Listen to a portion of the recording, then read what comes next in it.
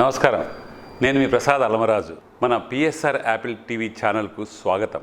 ఈరోజు ముఖ్యాంశాలు మీకు యాపిల్ డయాగ్నోస్టిక్ సెంటర్ వారు అందిస్తున్న మోస్ట్ ఎకనామికల్ ప్యాకేజ్ దయాచకం కేవలం 499 రూపాయలతో fasting blood sugar, post lunch, lipid profile, liver function test, complete blood picture, complete urine examination.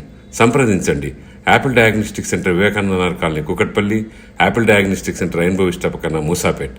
8008-044014 9000097980. ప్రముఖ సంగీత దర్శకుడు ఏఆర్ రెహమాన్ అస్వస్థతకు గురయ్యారు. ఈ రోజు ఉదయం ఛాతీ నొప్పితో ఆయన ఇబ్బంది పడ్డారు. దీంతో కుటుంబ సభ్యులు ఆయన్ని చెన్నైలోని ఆసుపత్రికి తరలించారు. వైద్యులు చికిత్స అందిస్తున్నారు. ఇప్పటికే ఈసీజీ తదితర పరీక్షలు కూడా నిర్వహించినట్లు సమాచారం అందుతుంది.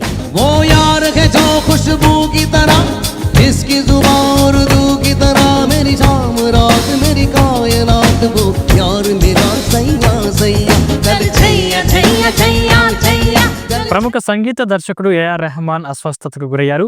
అకస్మాత్తుగా ఛాతీ నొప్పి రావడంతో ఆయన్ను చెన్నైలోని అపోలో ఆసుపత్రిలో చేర్పించారు. అత్యవసర విభాగంలో చేరిన ఏఆర్ రెహమాన్ యాంజియోగ్రఫీ చికిత్స పొందుతున్నారు.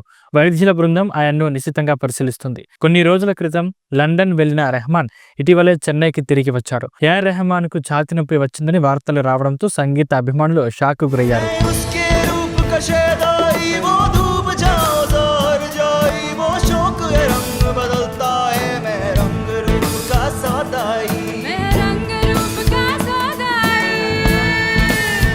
మ్యూజిక్ డైరెక్టర్ ఏఆర్ రెహమాన్ కి హార్ట్ స్ట్రోక్ వచ్చింది.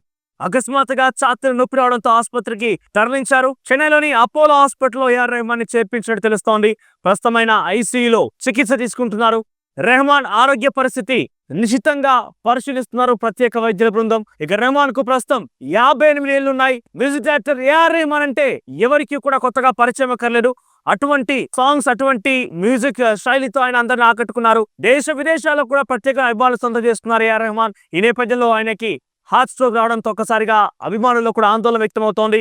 ఏఆర్ రెహమాన్ కి ప్రస్తుతం 58 ఏళ్లున్నాయి. ఉదయం లేవగానే ఛాతీలో కొంత నొప్పిగా ఉందని చెప్పి ఆయన చెప్పిన నేపథ్యంలో వెంటనే హుటా చెన్నైలోని అపోలో ఆసుపత్రి తరలించినట్టు తెలుస్తోంది. ప్రస్తుతం వైద్యుల బృందం ఆయనకి చికిత్స అందిస్తున్నారు. ఐసీయూలోనే ఆయన చికిత్స తీసుకుంటున్నారు. ఆయన ఆరోగ్య పైన పెద్ద ఎత్తున ఆందోళన వ్యక్తమవుతోంది. అభిమానుల్లో కానివ్వండి, ముఖ్యంగా చిత్ర పరిశ్రమలో కూడా ఒక్కసారిగా ఈ వార్త ఆందోళన కలిగిస్తోంది.